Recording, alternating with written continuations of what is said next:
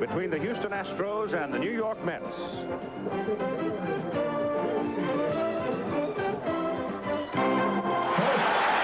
Coming in from Houston, where it is still summer-like, to New York City, you walk immediately into the bite of autumn. 52 degrees, and you immediately feel the bite of the home crowd.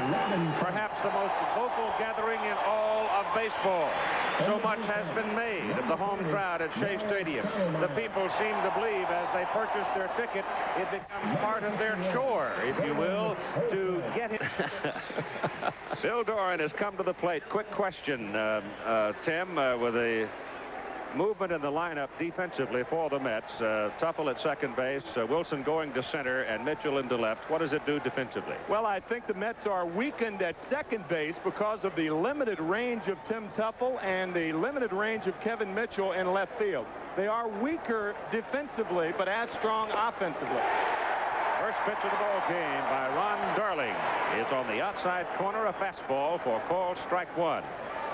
Doran, remember, was taken out of the leadoff spot, shoots it to the right side. Big gravy bounce for Hernandez, flips it over to Darling. The wind seems to be blowing straight in, but you never know. That's banged over the pitcher's mound, out into center field. Tuffle made a run at it and couldn't flag it.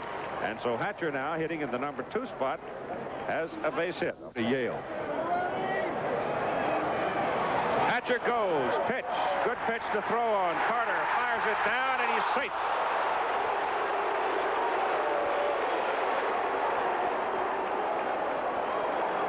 That pitch was up and out and gave Carter a good set position for the throw, but Hatcher just burned it. You have heard of acceleration starting off, but Billy Hatcher had acceleration finishing up. He looked to be out, and that last burst of speed right before the slide and the straight-in slide, and Rafael Santana did not apply a quick tag. Kind of a slow tag there. Walling loops one to right. It's going to drop for a base hit. Hatcher turns. He's coming home. Strawberry whips it back in, and it's too late. And Houston gets the lead 1-0 as Walling drives in Hatcher from second base.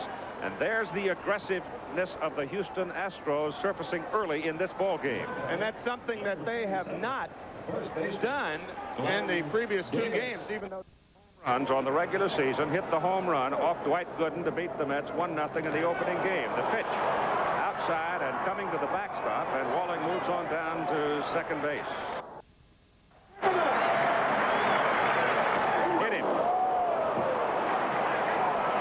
It was a split-fingered fastball, but he did not have control of it, and Glenn Davis twisting away for him. And he goes the other way into the hole at shortstop, into left field for a base hit. Here comes Walling around third, and he will score. It's 2-0 Houston.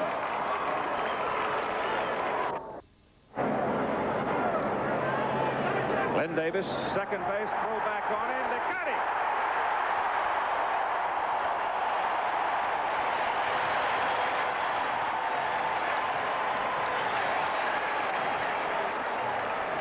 Glenn Davis ambling along, I don't think expecting movement from Darling. I told you to watch his feet. He's quick out there. Well, that's the daylight play. He was awfully quick and just getting Glenn Davis at second base.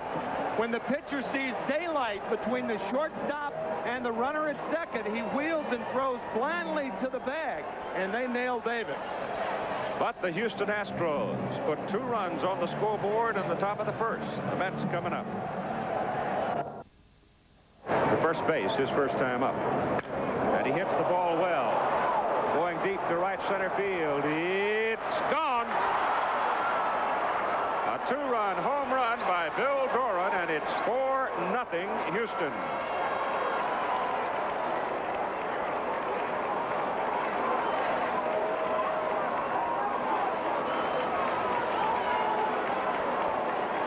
Well, Frankie Frisch. Runner goes. Carter's throw.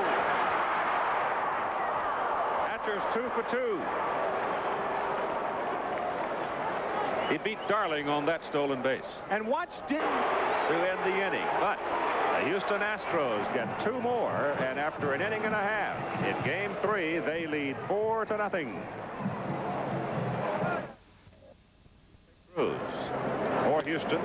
That's a bouncing ball. Third baseman Ray Knight, long throw, and he gets Davis.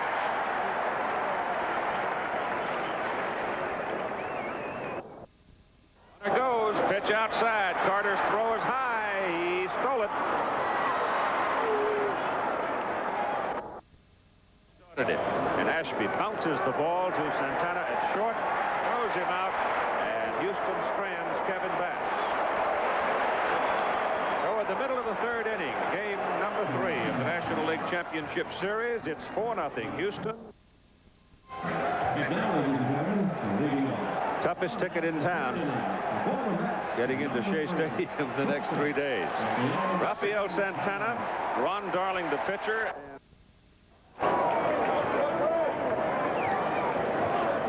Jerry Kuzman and Tommy Agee to Jerry's left. They will be throwing out the ball on Monday. As Knepper delivers, and Hernandez hits the ball into left center field, drops for a base hit. Cruz blocks it, whips it back in, and holds it. The ball gets loose in the infield, but Knepper picks it up. Out 6 times, and he struck out the first time with this one on the ground. And the throw by Ashby is too late. Beats it out. So Strawberry unable to hit the ball for the base hit. Dropped a soft little bunt. And Ashby hustling out just simply couldn't run him down. The thing to watch for with first base umpire Dutch Rennert is his right hand. He goes to punch him out, and the out sign becomes the safe sign. Right. He had that thumb curled. Right side, Bass angles over and makes the catch. And so the Mets are turned away, stranding 2, and after 4-0 Houston. To Mike Scott to go ahead and let him go. Hatcher hits a high pop. The wind's got a hold of it a little bit and drifting it back, and great catch, a great play by Knight. He's in the dugout. Astros help him a little bit, and he couldn't hold it as the ball hit his glove just as he went tumbling into the dugout, but a great try by Ray. The manager of the California Angels, Gene Mock, had this rule changed about 20 years ago. If Ray Knight had come down with that ball and the visiting team helps him, and in the process he drops the ball, the batter's out. Gene Mock knocked it out of Jerry Grote's hands. Jerry, the catcher for the New York Mets at Veterans Stadium, not Veterans Stadium, Connie Mack Stadium in Philadelphia. Hopper back to the mound. Darling handles it and throws out Billy Hatcher. Yep, beat it on the ground. Santana comes across, can't glove it. Goes over the glove and out into center, and Davis is on.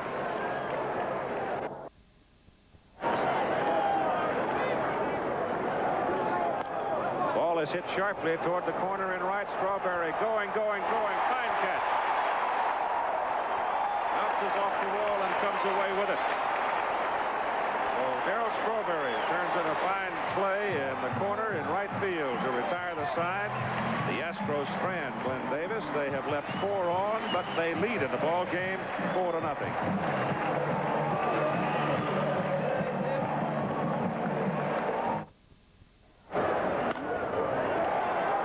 Walling knocked it down at third, throws high, but Davis handles it and comes down on the bag for out number 2. Series as a pinch hitter, struck out down in Houston, but he nails this one up the middle for a base hit.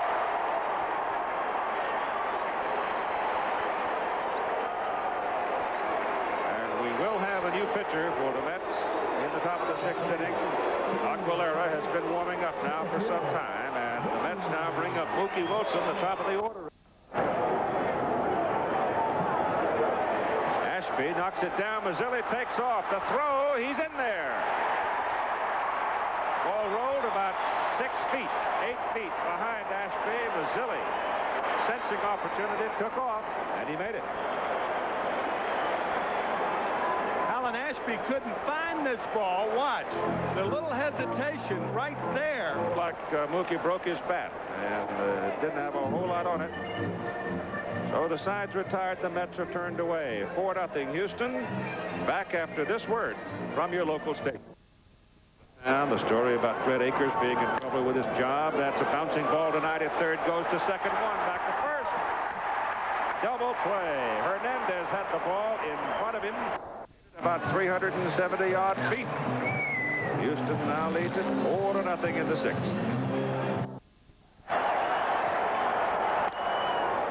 High chop. Walling can't get it over his head. And Mitchell takes a big turn at first and then holds on. As Cruz hustled the ball back in. 3-1 pitch coming. Looper out into short center field. Hatcher can't get to it. Ball dropped to a base hit. Single. Bounce it toward the shortstop. Underneath the glove of Reynolds. Mitchell coming around third. He will score.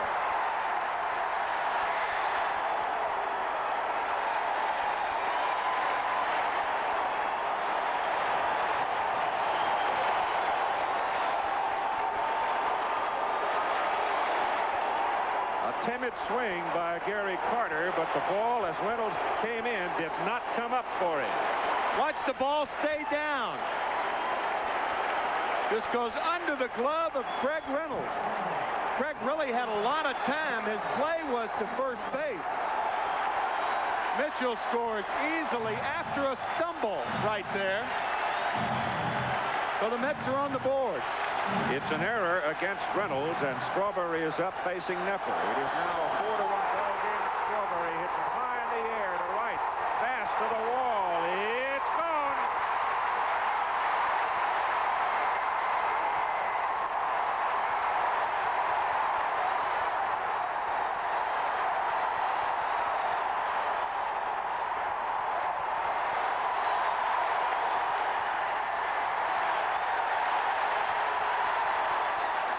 The score is tied.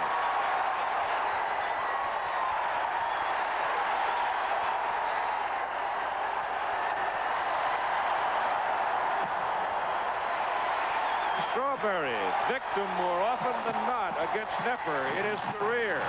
In a high fly ball. Out of here. And that error by Reynolds at shortstop haunts the Astros. Well, you think about how this inning was set up for Strawberry. A high chopper over third, a blooping single in the center, and the error by Craig Reynolds, and a new way to shake hands. And Ray Knight is at the plate. To Walling. And Say makes the catch for the third out. But it's a big one for the Mets as they come up with 4, and after 6 it is 4-4. The inside part of the plate, but not for long. It was a high towering thing, which again, in the face of the wind, the capricious wind apparently was not blowing in from right in this particular instance, and it was out with plenty to spare. And so Darryl Strawberry takes one swing and does a lot to get the booze off his back, because he was hooted around here quite a bit during this past season and didn't like it. As a matter of fact, he went 0 for the month of August in this ballpark. 0 for 45 in this ballpark. Singles in today's ball game. Puts it on the ground. Third baseman Knight comes in, doesn't get a handle, throws it away. Ball goes skittering down the right field line. Strawberry retrieves, and Doran, the lead runner, moves all the way to third. Denny Walling at the plate, hits it sharply. Second baseman Tuffle goes to Santana, back to first. Safe at first base, so the run scored. And the Astros go back into the lead, 5-4. Well, why in the world Tim Tuffle looked at home first? That's why this play was close. He appeared to be out at first, but Tuffle looked at home first. And when infielders are in double play situations, your back to get the double play. He appeared to be out, but that really has nothing to do with it. Tim Tuffle fielding the ball and looking home first made what should have been a routine double play into a fielder's choice. Davy Johnson came out to protest briefly on the call at first base, but he's gone quickly back to the dugout.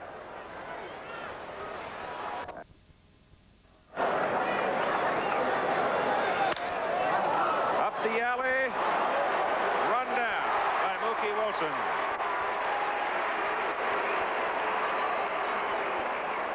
But the Astros battle back in the middle of the seventh. They lead 5-4. Back after this commercial message and a word from your local station.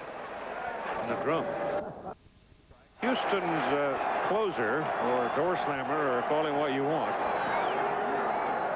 Dave Smith, is now up in the bullpen. Back to the mound. Behind the back grab by Kerfeld, and he throws out Carter. Well, you gotta love it. That's all there is to it. I don't either, and neither does he. But watch him. It's part of the act. I'm telling you, he catches it. Now watch what he does to Carter. Watch. He's gonna point to him, just for a little added emphasis. A little point there, Gary. I'm telling you, I don't believe it. The pole.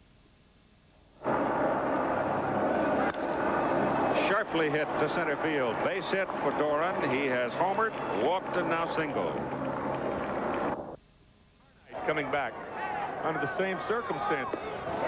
Hatcher swings and misses, and they've got Doran hung up.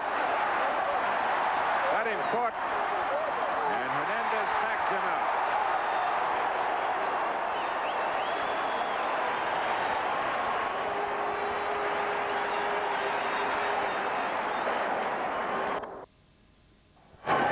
Hatcher goes. Swung on and missed. Strike three. Side retired. So it's 5-4 going to the bottom of the ninth inning. Back after this commercial message and a word from your local station.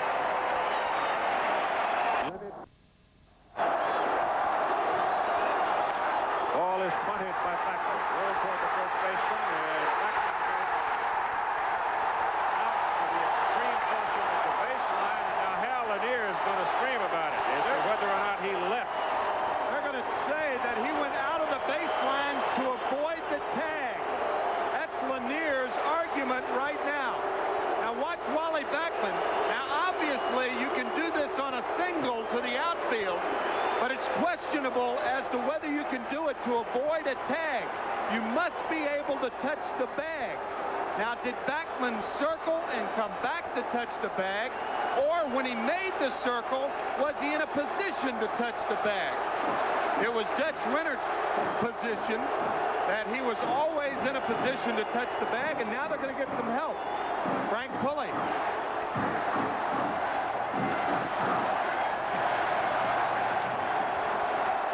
Frank Pulley, the plate umpire. It was Dutch Renner's call, and he called him safe.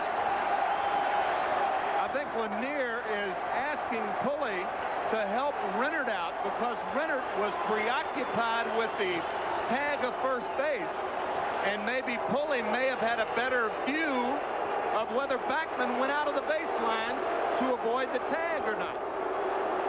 Well, he clearly left the baseline. Yeah, you can do that. You can do that on a single. You see guys sweep around in the whole bit. But if you're doing it to avoid a tag, then it's another thing. See, that's why those two lines are right there. Now, he did go outside the line there, but he was able to come back and touch first base. And that's what the umpires have concluded. And so it is a bunt single for the leadoff man, Wally Backman, and here is Heap. Tying run. 5-4 ball game in the bottom of the ninth inning. One strike to Heap, and that pitch is inside, and he gets off the glove with Alan Ashby and rolls to the backstop. And Backman goes to second, and now it's advantage Johnson.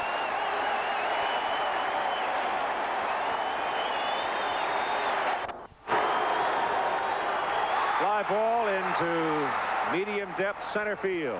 Backman comes halfway down and now goes back to second as Hatcher makes the catch, one out. Mookie Wilson now to the on-deck circle and one out. 5-4. Houston lead. I'd say no types of outs are nice to make, but if you do make them, you want to at least advance the runner, especially in this situation. Dykstra fouls it back. Strike one.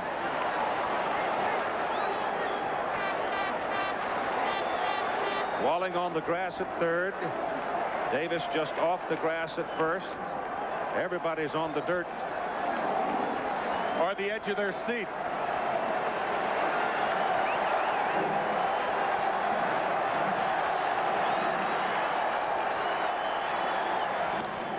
Hit to right. Pass going back. Going back. It's gone.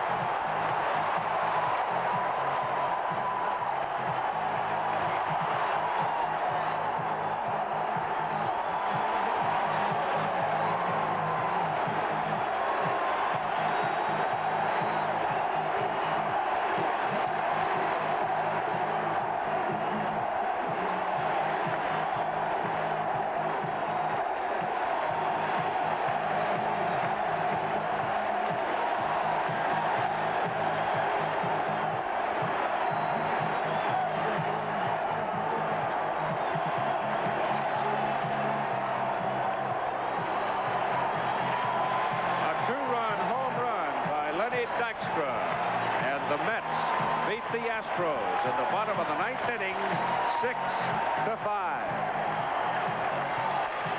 and take a 2-1 lead in the National League Championship Series.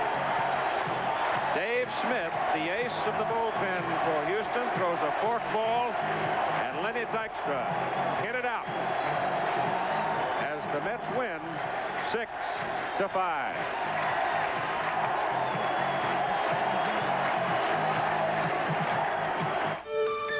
Who just nailed a fork ball that didn't fork for a 2-run home run and a 6-5 Mets win.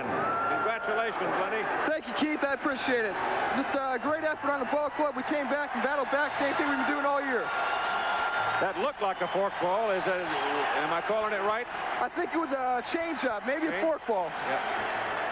And Lenny, it didn't appear that, I know this sounds strange, but did you hit it on the meat of the bat? Yeah, I hit it good, Timmy. I'll tell you what, I faced him in this situation earlier in the year at Shea Stadium. Last time I faced him, same situation, man on second base. Had a fastball. I hit it off the wall for a double to tie the ball game. Today, I thought he might come back something off speed, and he did. Fortunately, I was able to get the good part of the bat on the ball and hit it out of the ballpark.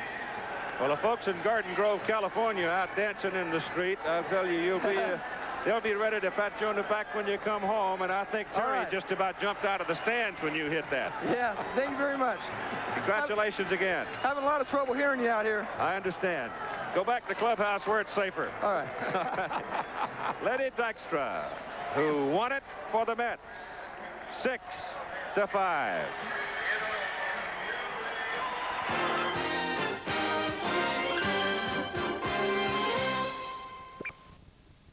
The New York Mets 6, Houston Astros 5. Jesse Orozco wins it. Dave Smith loses it. The Mets lead 2-1 in the best of 7. You see the line scored. It was a 2-run home run by Lenny Dykstra in the bottom of the ninth inning with 1 out.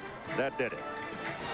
Stay tuned next for CFA college football as top-ranked Miami goes into West Virginia. Oklahoma and Texas meet down in Dallas in the Cotton Bowl. Coverage begins with college football today, next on ABC Sports.